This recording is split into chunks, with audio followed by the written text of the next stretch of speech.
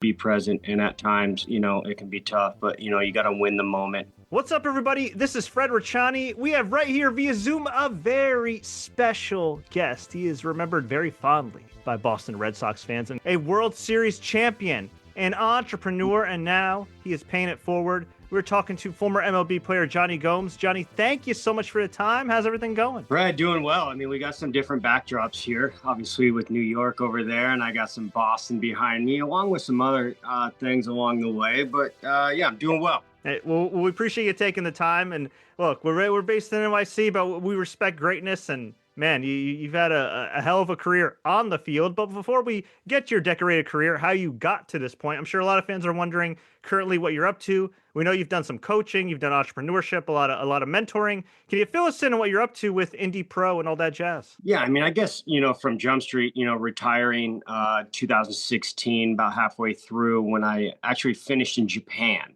2015 World Series Royals, went over for a little bit. I called this studying abroad over there in Japan. And then was home, retired. Cleats hung up, bat hung up. And I found out real quick, like, I'm not cut out for the real world. Baseball is all I know. So I've just been going down the path of everything baseball, from broadcasting to player development, working for data companies, checking in with some youth coaching in these All-American games and some of these high-end, prospect games.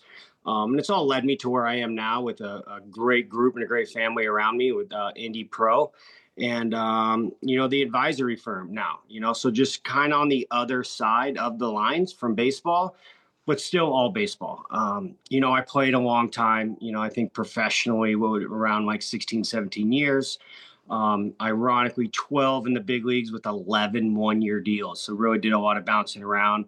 And in that, I was able to get, a young organization in Tampa to the oldest organization in Cincinnati, to a West Coast in Oakland, to an East Coast in Boston, to a last place with the Devil Rays, to a first place with the Royals and the Red Sox. And, I was always taught, not to hoard this information that I was able to gather. A lot of this information that I got from playing, you couldn't get from a book. So, and it's all I want to do is give back, and better the game than I left it and help these young guys get from, high school to college, college to the minors, minors to the show, and do anything I can to help them out. That's amazing. And you mentioned the word data before. And I know depending on what player you ask, especially their age range, they might have very different reactions to that. I'm sure when you were playing, there was definitely some resistance to analytics and data. Now that you're on the other side, how do you feel about the data and analytics playing such a huge role in the game? Well, I tell you what, at the end of the day, there's every organization and every person has access to the same data. But it's this ongoing process of how you relay this data to the player and what data does the organization hoard, for arbitration cases or for trade cases. What data do they hoard for platoon situations? But at the end of the day, if the data was wrong, this game, as slow as it is and old as it is, it's a really smart game. So if something doesn't work, it would be gone. And you see the analytic departments and the data just getting more and more and more, which tells you it works, right? It does work. But how do we relay it to the player? How can we have the player understand it? What is too much? What is not enough? The spreadsheets, the pie graphs, all this stuff. And at the end of the day, this is a, results-driven industry built on failure and who can capitalize on mistakes. And then you can keep going further. And what's the most important, stat? I don't know, maybe runs, right? Whoever touches the dish more than the other team's going to win 100% of the time. How do they get to do that? There's your data. And it is ironic, man. There's only 30 big league teams in the world. And there's 30 polar opposite ways of doing it, which is wild once you dig into it. As far as your playing career, is there anything that you know now that you wish you knew back then, if you had all this knowledge as a coach and as somebody that's kind of been involved in the weeds? Yeah, a couple of things. I think it's real easy now with like filters on where the data is to be able to find like sequences, to be able to find patterns. To be able to find tips, which you really had to study, for a long time on video. And what does he do on 2-2 counts? And what does he do on 3-2 counts? What does he do with runners in scoring position? You used to have to watch the game, log it in your head. Now there's just drop down filters. What's he do with the runner on third, less than two, and a 3-2 count? Boom, there it is. There's that side of things. I think another important C is like horizontal and vertical movement, which we didn't have. I mean, you're going to actually have a number of like how big his slider is. We used to kind of do comps, right? Like Roy Halladay's slider is like so-and-so's. CC Sabathia's curveball is like so-and-so's, So with the horizontal and vertical movement, you're able to put a number to it.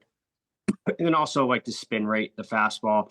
Not all 94-mile-per-hour fastballs are created equal, with the spin differential. So I think that would have been helpful. So finding patterns, finding sequences, and I think being able to put like actual numbers of inches of movement on pitches would have helped me. Definitely. Well, it certainly seems like you've absorbed a lot of information and are now passing it on to the next generation, which is, I'm sure, is part of the reason why you started Indy Pro. And it's one thing to be a coach. It's one thing to be a mentor without an official title. It's another thing to start your whole agency and mentoring the next generation and really kind of putting your name and reputation on the line. Why was this the right time to take that next step? Well, I just figured I just had so many feathers in my hat, so many different baseball feathers. And, I was always getting asked by other agencies to recruit into their agency. I was always getting asked by players about agencies. And I really wasn't ready to cross over until I had like, all my T's crossed, my I's dotted. And for that was surround myself with people that I'm not good at. Right. I mean, coming from a Joe Poletto, and Ian, and we have so many people on board, Justin with the, the media side, that we're able to create like a team that can help me with things that I'm not good at. So we got a good circle going on and kind of all bases covered to be able to get these kids what they want and along with their family too. And it's a dicey time, with the NIL, in college. It's a dicey time with recruiting. The slot money and the draft. There's so much going on that these guys really do need help with. And we like to take all off-field stuff, put it on us. So the players just have to focus on what's in between the lines. Very cool. And where can people find more information on that? Yeah, I mean, you can just go, to indypro.com, but, you can hit any of us up on Instagram too. And we're always boots on the ground. Chances are, if you're at a baseball event, you're going to find one of us there.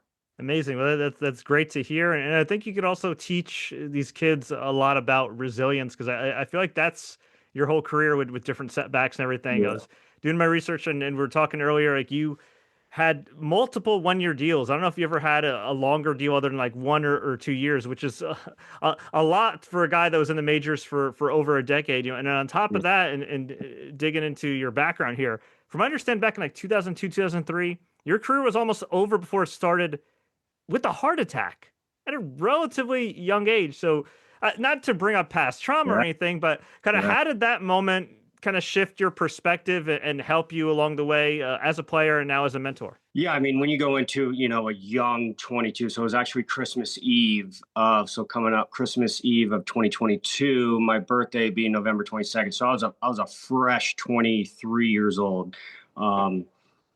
Impeccable health. I really was. I was really in good shape.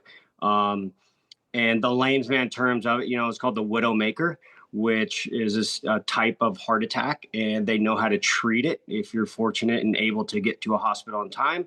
But they really don't know why it happens. I mean, my cholesterol was, at 0, no family history, no irregular heartbeat, like no warning sign to any of this. And it was just like, boom, collapse type of deal. Ended up going into the hospital, was in the hospital for about 7 or 8 days. Majority of that time was just like studying. I had to get my blood drawn like every 4 hours, even throughout the night to run these tests of why did this happen. And still a mystery, still a mystery at the end of this day. I mean, I was in great hands down there by Stanford University. But yeah, just a young 23-year-old in great shape. And then, afterwards, there were some times that like I wouldn't be able to get my heart rate up, to a certain, deal because it had to heal and blah, blah, blah. But yeah, not exactly the adversity you want to jump into at 23 years old, but check that off the list real early. And obviously it worked out for you. And I also read too at some point if the majors didn't work out, you wanted to join the military. Yeah, I was actually real close. So 2001, I played my last year of junior college. I went 2 years of junior college. Um, and believe it or not, I was a late bloomer. I really was. My first year of junior college, I hit 210 with one homer. Not ideal. And just really went to work. Took one day off. I remember I took one day off and I was like, all right, I got to sell my soul to this game more than I have. And this is going to be my only option. And if this doesn't work, I'm not really cut out for the cubicle or this work or that work. I was going to join the Marines. And I was actually really close to joining the Marines in 2001. And then I got drafted by the Tampa Bay Devil Rays in the 18th round. Wasn't much negotiating, but yeah, I was actually talking to the Marines and the Devil Rays at the time, and was kind of unique for the professional organization. Normally, they're doing like LSU, Ole Miss, whatever you want to talk to, they're negotiating with. But mine was the Marines, and it was a decision that I made, and I wanted to do it. So it's just interesting to see the path difference, because I was at 2001.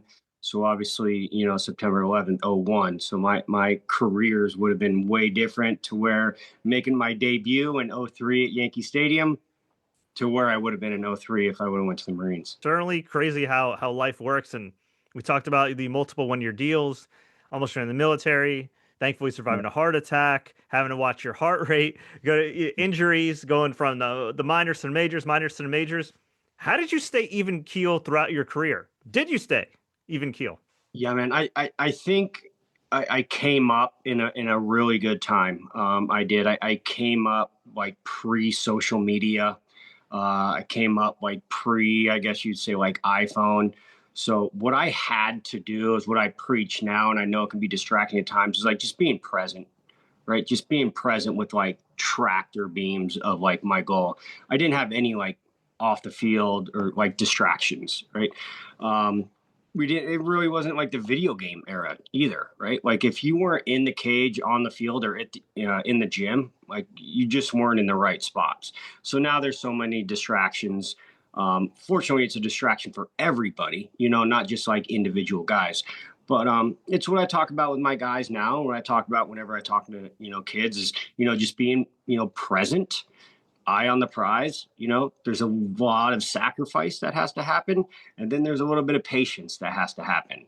And if there was a book that was written out that I'd send someone to, like how to make it to the big leagues, like that book would be written. Like you can't even write that book, because everyone has different paths and everybody, goes down different ways of it. But, most importantly, like staying where your feet are, being present, sacrifice, and patience. And then we can kind of dive into those three different things.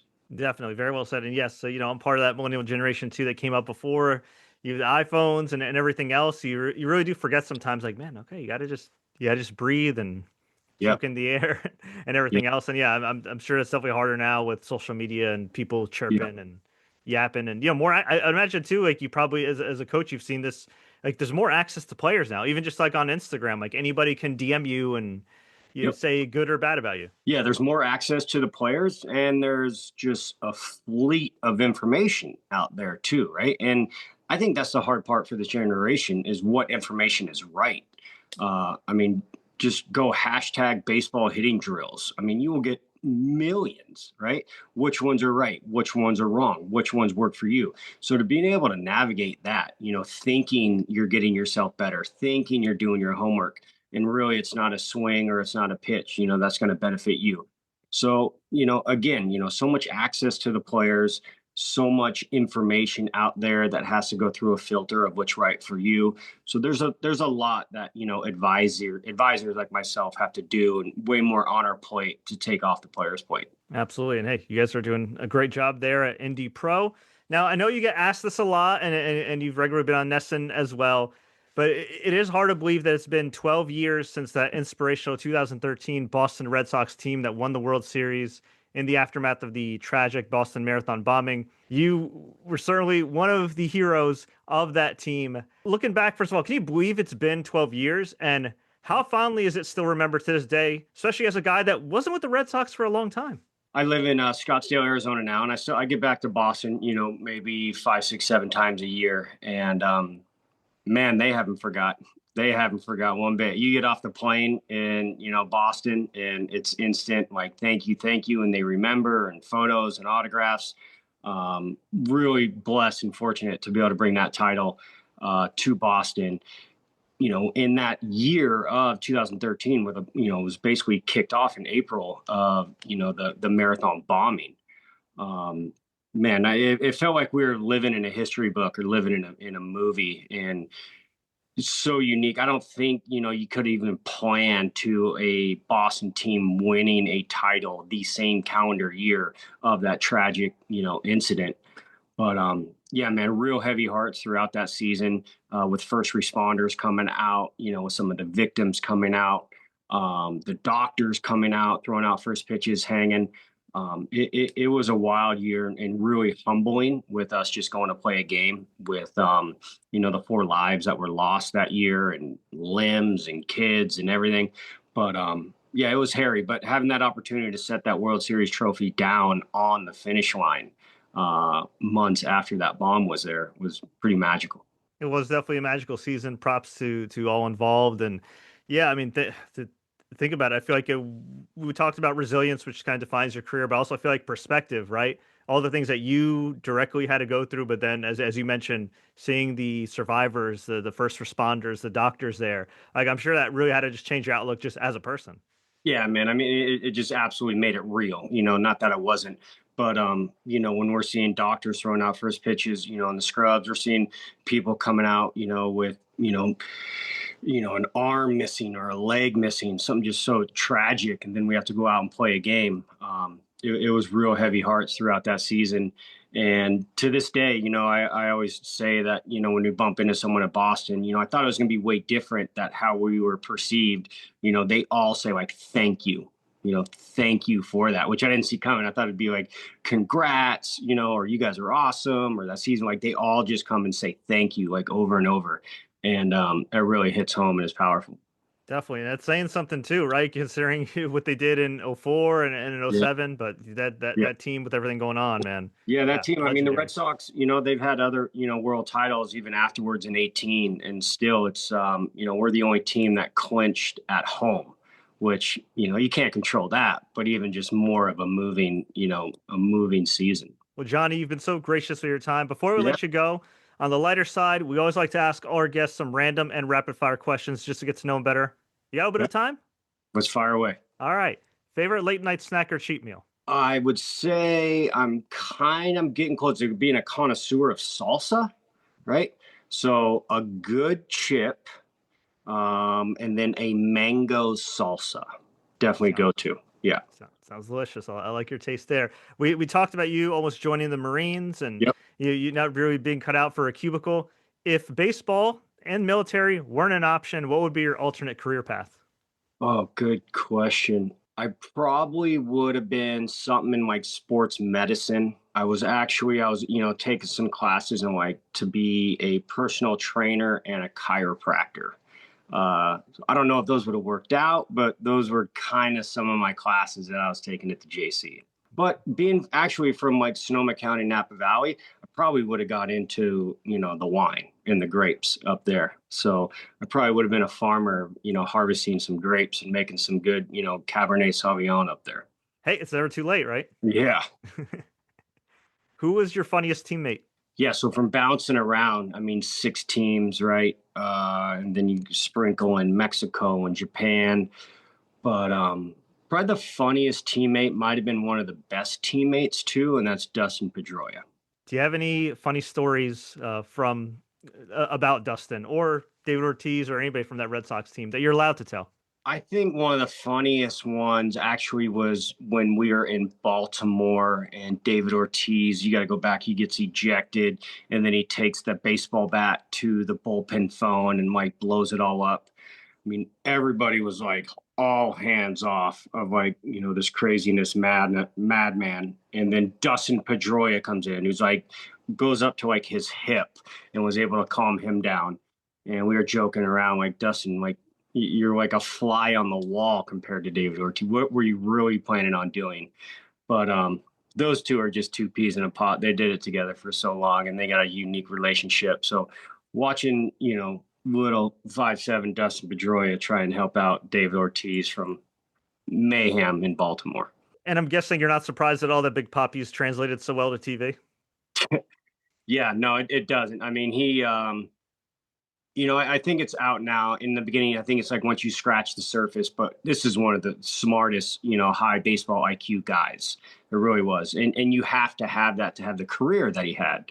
And first ballot Hall of Famer. And then, the things that come out of his mouth, he sees the game in a different lens. What's the biggest misconception about being a baseball player? That everybody is like Mike Trout wealthy. I think, that's one of the first things that we get into as a young guy. And some of these guys with their big signing bonuses is that you bump into this, 3-letter word called taxes, with this. And $1 million definitely isn't $1 million. And yeah, so I think, when you talk to these kids, they all think you have like helicopters and mansions and all this stuff. It's a good living, that's for sure. It's a short span of living. The average service time in Major League Baseball just dropped again, so it's down to 2.5 years. So that would be 2.5 years of league minimum because you don't go to arbitration quite yet. So yeah, I would say the outside looking in, people think you're just like filthy rich. Well, hey, you're certainly rich in life, though. You got a beautiful family. Just want to ask you briefly about them. How important is it to have a partner and a family that kind of understands this life? I know you're not active anymore Yeah. as a player, but still very much involved. How important is that to have that kind of support and have somebody who really understands? Yeah, I mean, my family, and my wife definitely, they're my lifeline, and they're, why I work so hard. They're why I stay healthy. They're why I do what I do. And we got a pretty tight knit group here in the house, and they're my heartbeat, man. They're my life. They're my everything. And at times it's tough, but it's what I live for, and I love being a dad and a husband. Love to hear it, and we'll get you on a high note. What's Yep. the best piece of advice you have for success? Think we kind of touched on a little bit. It's just to be present, man. Just to be present. And at times, it can be tough, but you got to win the moment. You got to be, where your feet are. And, there's a lot of forks in the road this day more than ever. But if you can just focus on where you are and who you're surrounding yourself with, it'll make it a lot easier. Why should baseball players check out Indie Pro Agency? Yeah, man, we're a tight knit group. I like to call it like a boutique, agency, meaning, we're not looking, we're not throwing casting nets out there. If you're represented by Indie Pro, and then, Jonny Gomes and staff is with you. So you're going to be a grinder. You're going to be a dog. We go after character first. And, you can honestly say like every bump in the road or every fork in the road I've had in front of me. So what I can do is definitely relay that information and you make your decision, but there'll be no rock like underturned for sure. Amazing. Well, Jonny, it's been a pleasure to talk to you, learn more about your amazing journey. Thank you so much for your time. Before we let you go, where can fans find you online and where can we find you next? Where can you find me next, man? I don't know. We got winter meetings coming up. The ABCA is also coming up. And then wherever the wind blows me, have a carry on. We'll travel, we'll meet, and anywhere baseball is happening, I'll be there. Cool. And you're online on IG, Twitter, any of those? Just IG. Twitter, stealth. I don't post. I don't do anything. I follow it. But my gosh, I can be a headache sometimes to follow. So yeah, mostly just Instagram.